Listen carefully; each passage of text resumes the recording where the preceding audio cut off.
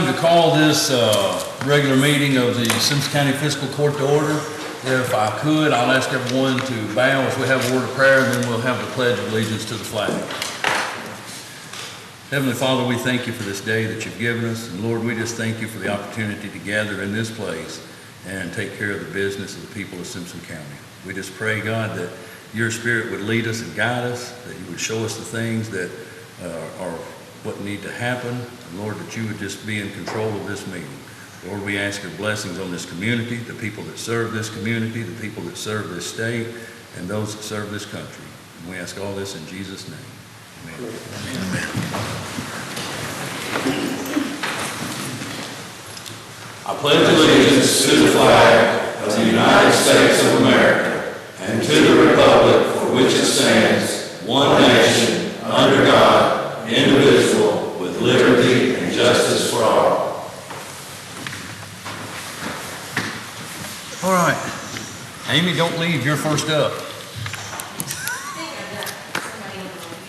Okay. Do you want to wait and see? Yes. We can come back to you.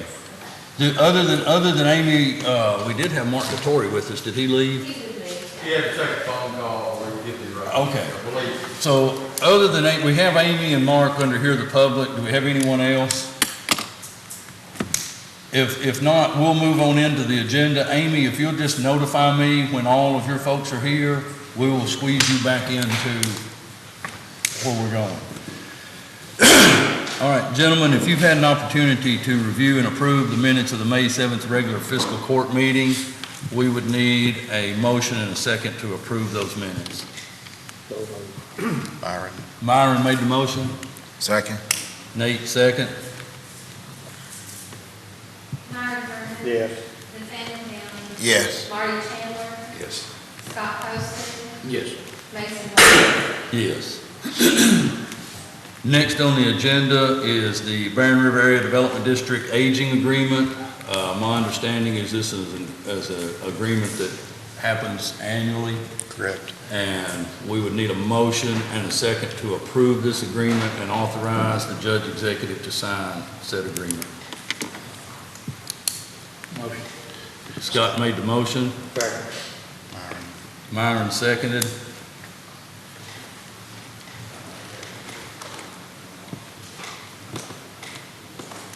Scott Poston.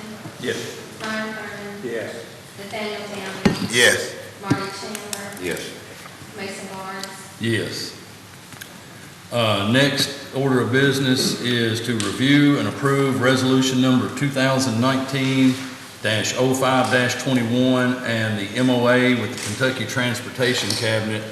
This is in regards, gentlemen, to the announcement that Commissioner Tomlin made at our last meeting, and this is a reimbursement fund, and I think this also requires authorization of the judge executive to sign this agreement. That's correct. So if there are no questions, we would need a motion and a second to approve. So moved. Marty, is that you? Yes. Marty made the motion. Second. Myron second. Marty Chandler. Yes. Myron Vernon. Yes. Scott Poston. Yes. Nathaniel Downing. Yes. Mason Barnes. Yes. Next on the agenda is to review and approve the fiscal year 1920 road salt bid. You see highlighted lot number 4 and the price for Simpson County. I'm not sure, does this, I don't see anywhere that this needs a signature authorization, does it? We've already authorized the bid anyway. We They all have to receive the minutes of this and court approval. Okay, so they don't need a signature, just a copy of the minutes, but we do need a motion and a second to approve the road salt bid. So Second. Marty made the motion, Nathaniel second.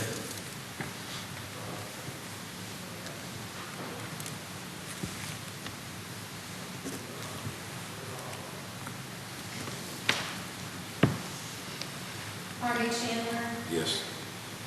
Nathaniel Downing, Yes. Scott Poston, Yes. Myron Thurman, Yes. Mason Barnes. Yes. Next on, the next two items on the agenda, we done bid openings this past Friday. We only received 2 bids for each category, asphalt and the other rock. The first up is to review and approve the fiscal year 1920 asphalt bid, and as you gentlemen can see, there was quite a bit of dollar difference there. It is worth noting, and I think it's worth having in the minutes, and I have an email that I can print, Pam, for you to add to the minutes to note this. We did agree to allow the city to participate in our asphalt bid. They require a bid on millage that maybe is not in our bid, and so we have numbers, depending on which way we go today, that I can forward to you that says,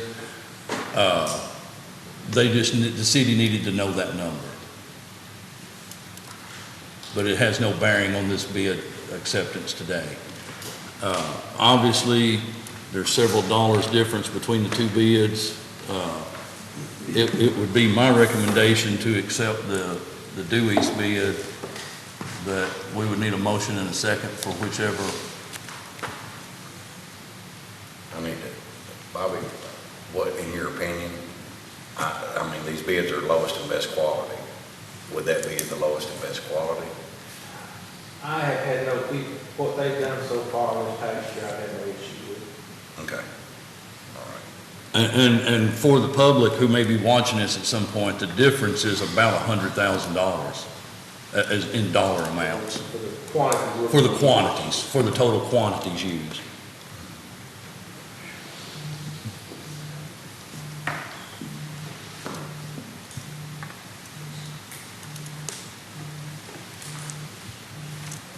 So Bobby, you're the one that checks to make certain that the quality.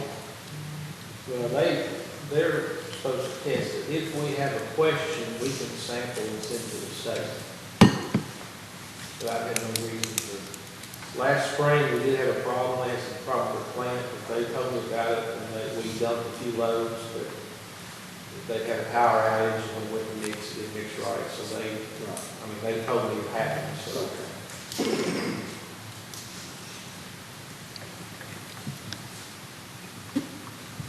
Make a motion. To accept Dewey's, so that would be Dewey's Construction. So Myron's got a motion to accept the asphalt bid by Dewey's Construction. Scott, you second? Yes.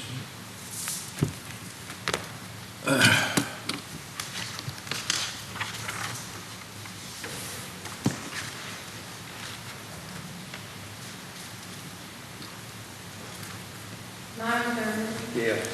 Scott Poston. Yes. Nathaniel Downing, Yes. Marty Chandler, Yes. Mason Barnes. Yes. Next is to review and approve the rock bid. Again, we had only 2 bidders, and before we get into the differences in those bids, I'm going to ask our road superintendent, Bobby Groves, to come. I think he laid a paper out for all of you guys. It just talks about stone used from July 1 to April 17th, and I'm going to let Bobby address this for us. Yeah, I'll let you have a copy of that. And those numbers, you can see from July 1 to April 17th, we used 3,055 total tons of stone. The line below there shows a dollar amount of $19.59. That is if I took the difference between the bids we have here of DeWeese and Hanson. It would cost us $1,959 more to purchase that quantity from Hanson. I've also listed some issues I've had there. Because of that, I know we have to have some reasons to refuse a bid, but my preference would be, I'm willing to spend $2,000 a year more to get the stone from Hanson. What would it actually be, 2,000 more? I mean, you had to go out this year and buy stone, and they don't honor the bid. Well, if you don't take a bid price, is it on the list price? Well, I didn't figure that Well, quantity in Yeah, because. this difference here is on the 2 bid prices we I received. understand. But what my point is, like, Hanson's bid here on 57, I just picked up some 57s. They're $13.45 a ton, if you just go out there and get it. if we don't accept this bid and you go out there and get that, we would have to pay the $13.49. Yeah, we would pay a higher rate So than that's the what bid I'm saying, rate. so I don't know That's that it would correct. actually be Well, as the Well- $1,959. Well, no, this dollar difference is based on these Right, rates here. I understand that, but what I'm saying is if you have to go out there and do it, yeah. then you're paying more. You're saying- so- Right, if you accepted the other bid and then had to go do it. Exactly. We did buy some Channel 9 from them this year. I didn't figure that in here because they actually was the same price we were gonna pay. Okay. So it was kind of a wash, so I didn't, but, that was my issue mainly is the Channel 9. Either haven't been there or what we have got has so much dirt in it. Should have taken it probably. But I will work with whatever you want me to work with, but, I mean, I'm willing to sacrifice that much and give us some dollar amount in my budget to get what we need. So the issue is, you've needed some rock that they haven't had when you needed it. You've tried to contact some and had no response from them. You've had rock delivered that was a lot of dirt rather than rock. And even some of what we use, now the 57s we use quite a bit of, I've had no issues at all. Dense grade and Channel 9. It's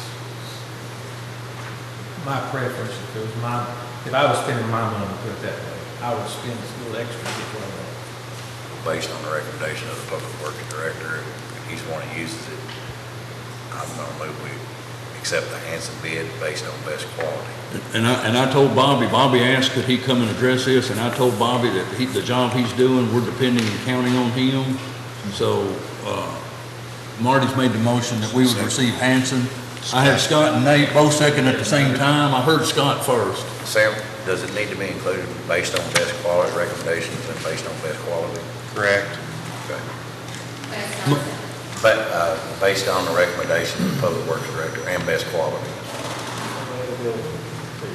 So we got a motion from Marty to award the bid to Hanson Aggregate, second by Scott to do so.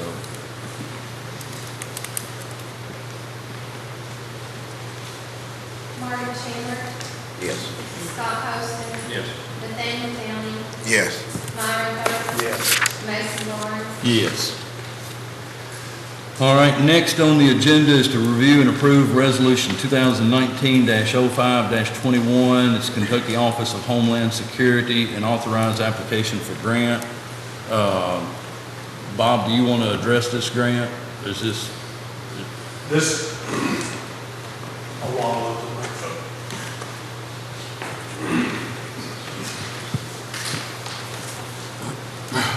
This is a requirement for us to, basically saying that the court authorizes us to apply for the Homeland Security grant this year. And I believe the fire department's putting in application for some rescue equipment, and we're also putting in application for a generator to put out at the tower site for So- communications equipment. so we simply have to have authorization, resolution authorizing to enter into the bid agreement and authorize the judge executive to sign that resolution. So moved. Myron made the motion. Second. Nate seconded.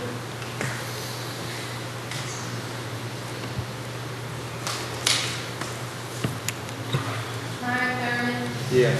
Nathaniel Downing, Yes. Marty Chandler, Yes. Scott Poston, Yes. Mason Lawrence, Yes.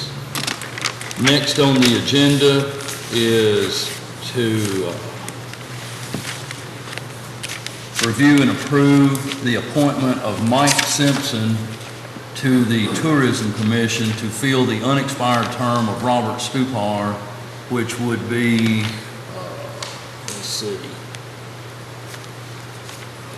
Pam, do you have that date? through March 17th of 2021. Okay, so it would be to fill the unexpired term ending March 17th of 2021. And Mike is willing to serve. So moved. Marty made the motion, Second. Myron second.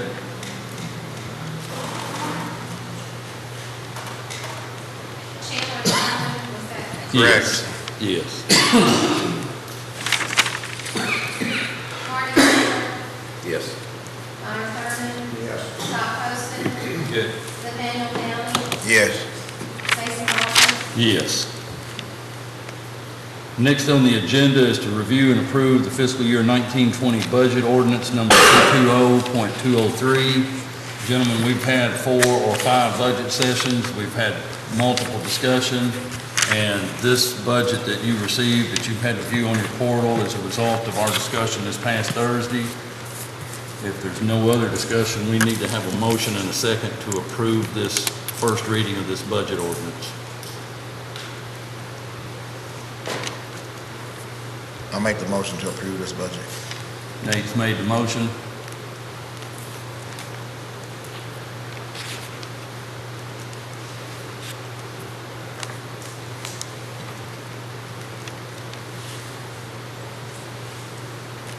Second. Myron second.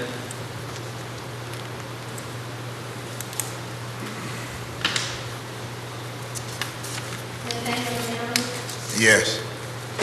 Myron Thurman, Yes. Marty Chandler, No. Scott Poston, Yes. Mason Lawrence, Yes. All right, gentlemen, the next 2 items are kind of part and parcel to the budget ordinance. The first would be to review and approve ordinance number 220.204, the occupational tax increase. I think you got an email on that yesterday and a copy in front of you. It wasn't prepared in time to be on the portal. But basically, it's this sheet, it's ordinance number 220.204. It just makes the revisions to that occupational tax ordinance that would make the budget ordinance possible. I mean, sort of the bottom line, these next 2, if we don't approve those, then we're gonna have to go back and revisit the budget. So we'd have to have a motion and a second to approve ordinance number 220.204. So, Myron made the motion, Second. Nate second.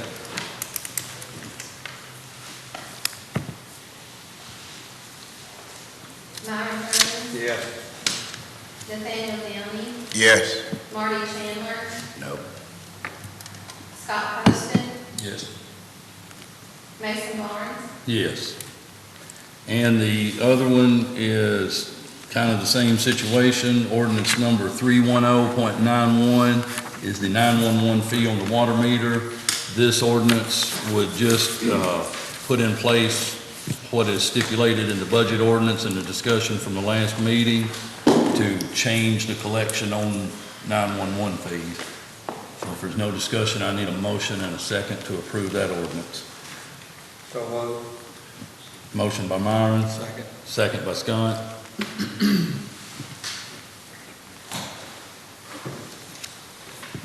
Myron Thurman, yes. Scott Poston,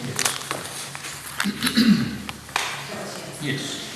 Marty Chandler, No. Nathaniel Downing, Yes.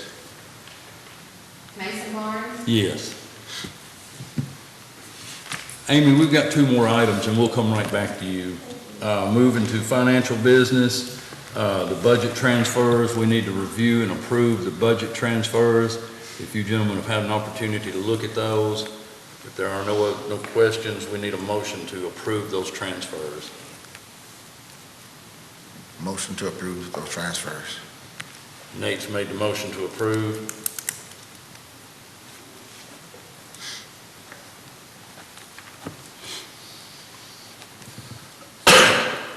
Second. Myron second.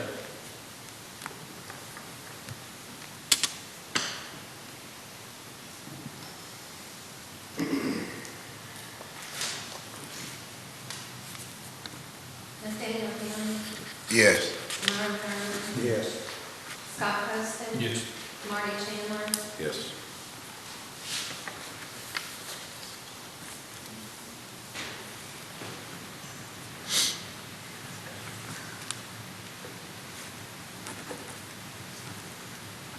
I will say yes too, Pam. I'm sorry. Sorry, Coach. I knew you would. Okay. Nice to be taken for granted, isn't it? It's good to laugh a little bit. I got in trouble on the city one time. I sit next to the mayor, and the mayor and I would talk, we'd laugh a little bit. I had an individual call me and tell me that we were dealing with serious business and we should not be laughing. And I agreed with her that, yes, ma'am, we are absolutely dealing with serious business, but sometimes it sure helps to laugh. So it's good to laugh. Next, gentlemen, review and approve the bills and claims. If you've had an opportunity to review those, we'd need a motion and a second to approve those bills and claims.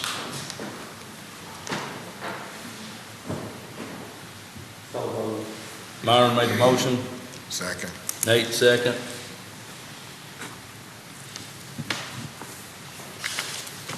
Myron Burton, Yes. Nathaniel Downing, Yes. Marty Taylor, Yes. Scott Huston, Yes. Mason Vaughn. Yes. Amy, are you ready? Okay, so we've got with us today the Executive Director of the Franklin Simpson Renaissance, Amy Ellis, and the owner and operator of Dueling Grounds Distillery, Mark Dettori. Mark, are you going to come forward, or? I'm just here for questions, but And gentlemen, what, I was made aware of this last night around 5 o'clock, but what Amy is making a proposal for the summer nights concerts. So she's going to share with us what her idea and proposal is. I believe, if I understand the attorney correctly, there's some information that he wants to gather, but we're going to listen to her presentation, and then we'll make a decision, I guess, on our June 4th meeting. Okay. First of all, thank you for letting me come this morning, and we, Renaissance Board met yesterday afternoon, and we discussed this, and we wanted to come to you, to the fiscal court, and, also go to the city commission and discuss this with them as well, but this is your home, so this directly affects you guys. What we would like to ask is possibly permission at the Summer Nights concerts at the first one on June 7th to try. Mark owns the Dueling Grounds Distillery. We would like to, at the first concert, allow him to set up a booth, and this is our concert, our festival area in the yellow, be able to allow Mark to sell spirits at the first concert. And what we're proposing is in this blue area, which is the southwest quadrant of the square, to rope off that area, the sales of the liquor sales that would take place at the concert, everyone would be confined to that area. We would have extra security there. Sales would be from 6:30, begin at 6:30, cut off at 8:30. Mark has star-trained employees that would conduct the sales. They would be his product, which is made here in Simpson County, which is, pretty awesome that we have that distillery here in Simpson County. He's on the Bourbon Trail, which is an attraction to bring, people here to Franklin. We tried this at Love and Bloom. In Renaissance, this is something that every other organization that holds concerts downtown does. I've been to the ones in Bowling Green, I've been to the ones in Spring, I've been to the ones in other towns to see how they do this. They do a lot more than this. This is a tiny baby step toward possibly serving alcohol at our concerts. I think this is the right way to maybe give it a try.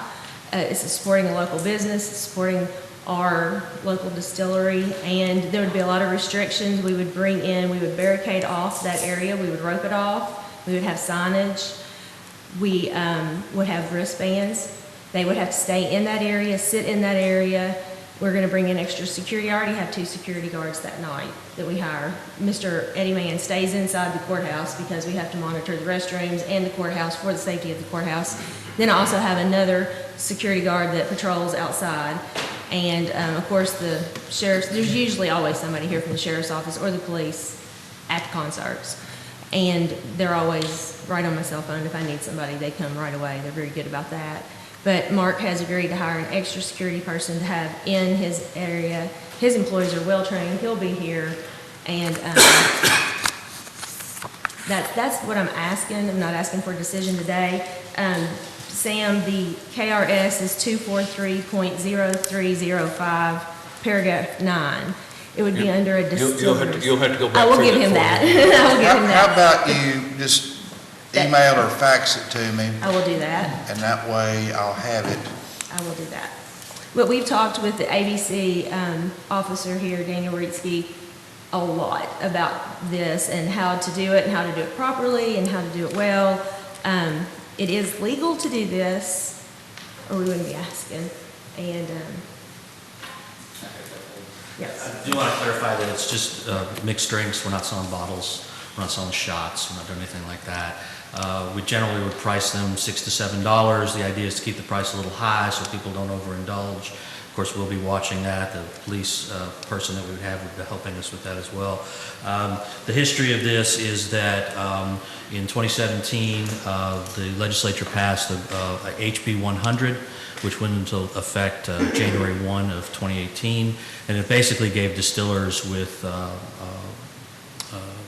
tasting room permits and NQ permits like I have to be able to serve at fairs and festivals with proper permission. So that's the basis of it.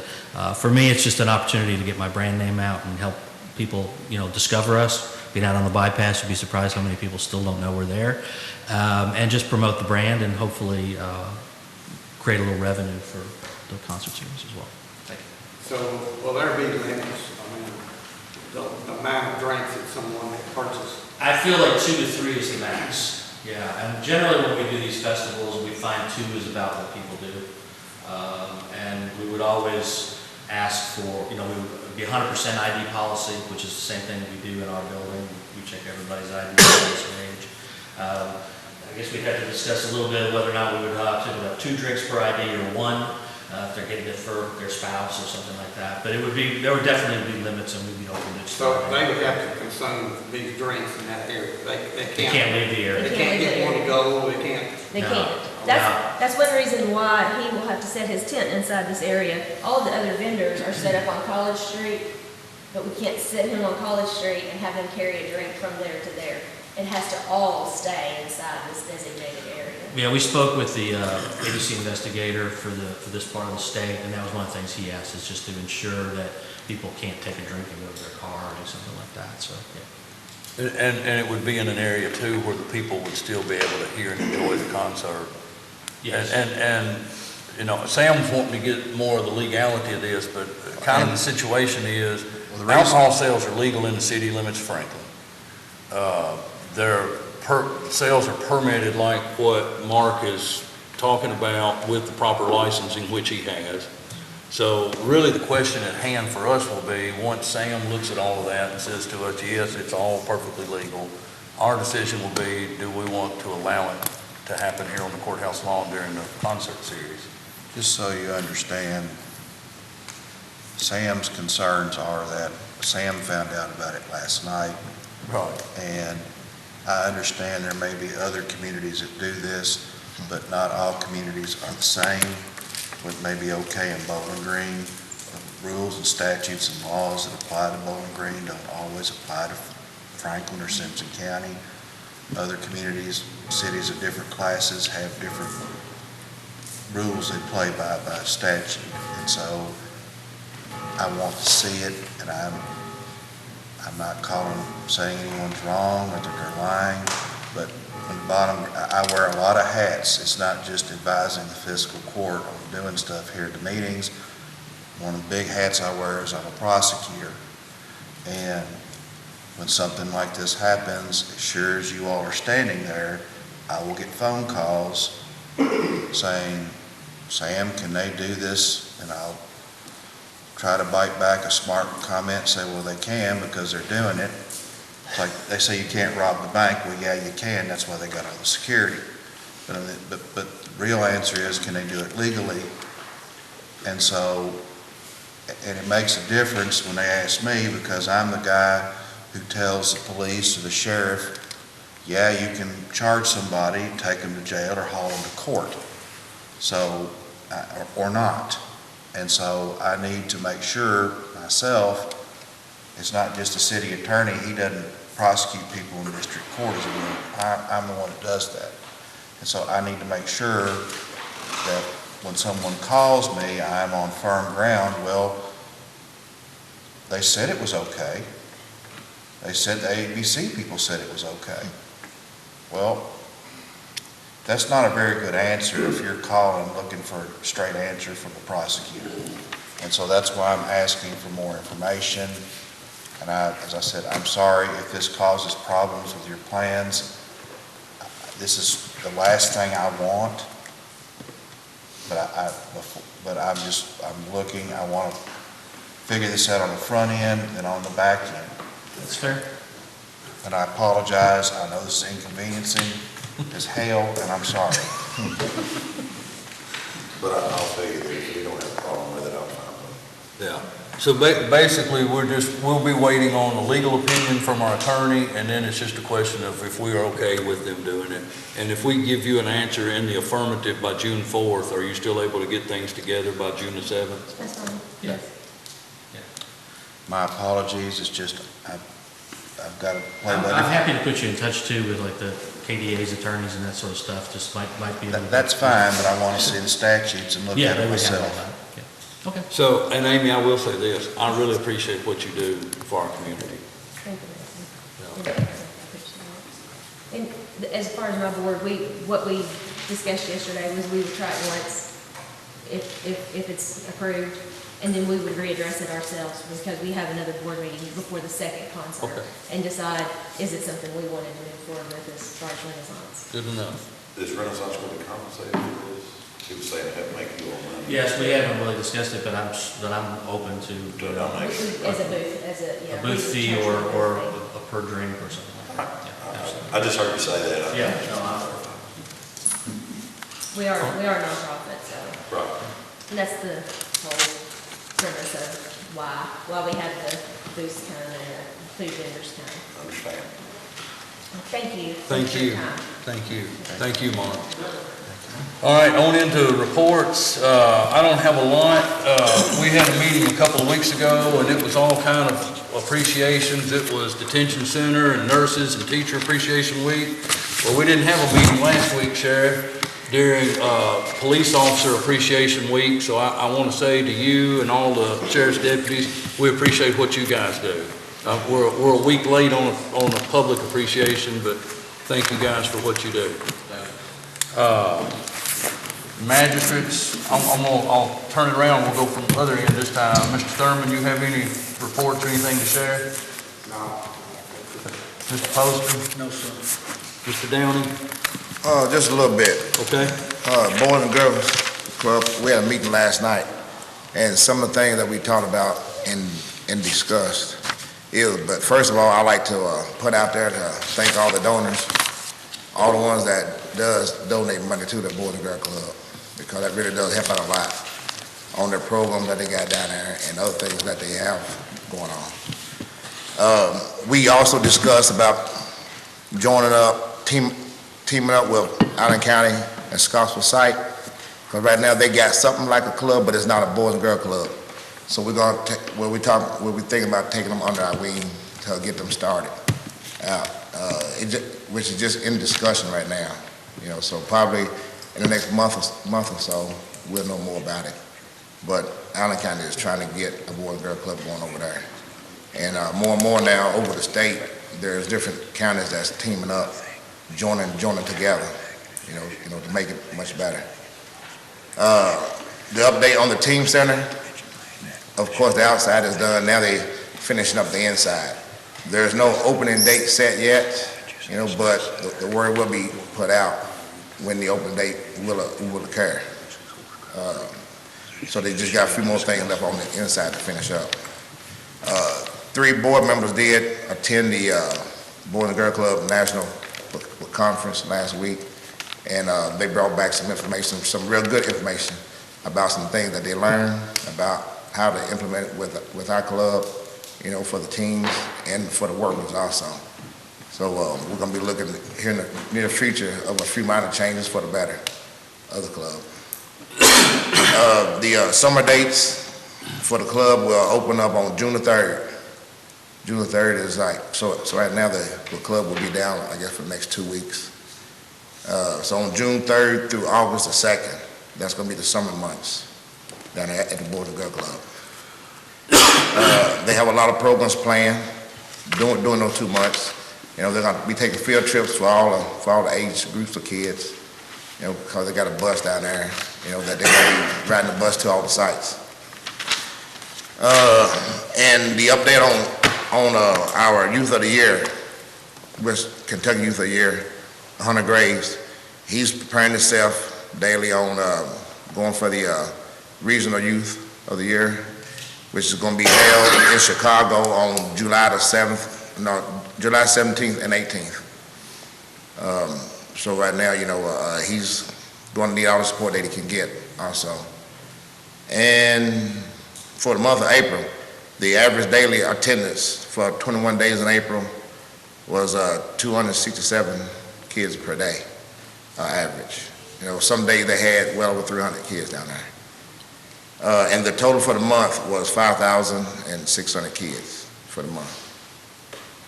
And the Parks and Rec meeting board, we meet next week on that. So next fiscal court, I will bring that report.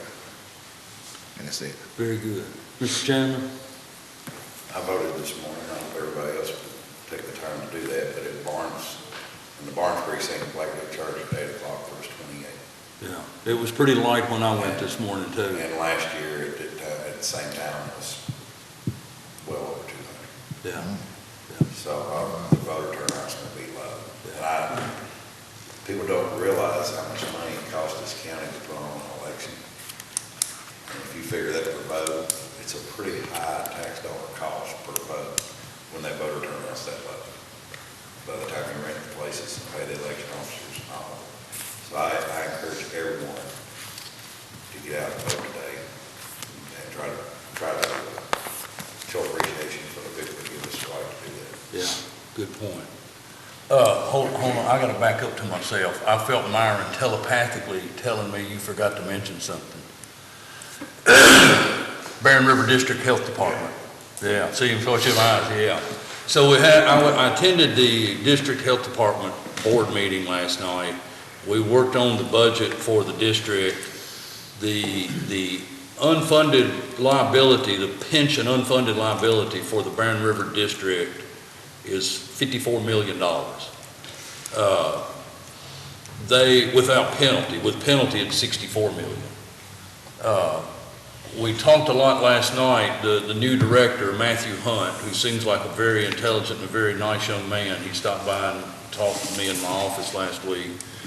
And he had been in communication with several state legislators over the past couple of weeks, trying to figure out what's going to happen with this special session and what they're going to do. The indication right now from Frankfurt is that most likely the special session will not even happen. I mean, it's kind of the word from the governor's office, if I don't have the votes to pass what I put out, I'm not going to call it, and currently he does not have the votes to pass what he's put out. What does that mean? That means that the retirement contribution rate for the health department is going to jump from 49% to 84%. So for every dollar that they're paying in wages, they're going to pay 84 cents in retirement. Now, the board, the health department board is in a different system than we are as far as state retirement goes. The report that they gave last night says that they are mandated by the state to maintain 3 months of operating capital, and after the passage of the current budget for this fiscal year 1920, they will have an unrestricted fund reserve of $660,000 on a $14.5 million budget. So it's about to hit the fan at the health department, and there was a lot of discussion last night about how many health departments across the state are taxing at the 9 to 10% range. We currently pay at 2.25%. Now, that's roughly $330,000 is what we're funding our health department according to the mandate from the district health board. The conversation last night was that if the state does nothing and we're hit with that pension increase, that we should expect that rate to jump from 2.25% to somewhere between 4 and 5% in the next fiscal year. So that would essentially double, if not more than double, our contribution to the health department. So I just want you to be aware. All right, Mr. Attorney. Just emphasize the importance of voting today. Number one, it is primary election day for state offices, most importantly, the governor's race. So it makes a difference on who you vote for in the fall. If you vote today, if you don't know exactly where your precinct is, I'm sure Ms. Thurman's here. I'm sure her people can help you. We want everybody to vote who can vote. Mr. Chandler is absolutely correct. It's important, and it's a costly thing for each county. And if you don't have people go vote, and I know it's tough. It's an off year. Not a whole lot of other stuff is going on locally, but please make efforts to go vote. It's my civic thing for today. Number two is delinquent taxes. We're in the middle of the season here where we're trying to collect them. We got a sale coming up in August where third parties can bid on them. Please get your taxes paid before then, because it'll just be more expensive and more aggravating once that happens. Also,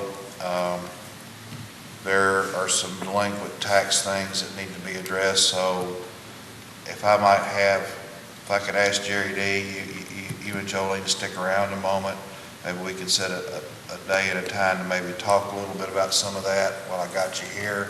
It works for your all's calendars. If y'all just hang on a second, I'd appreciate it. Thank you.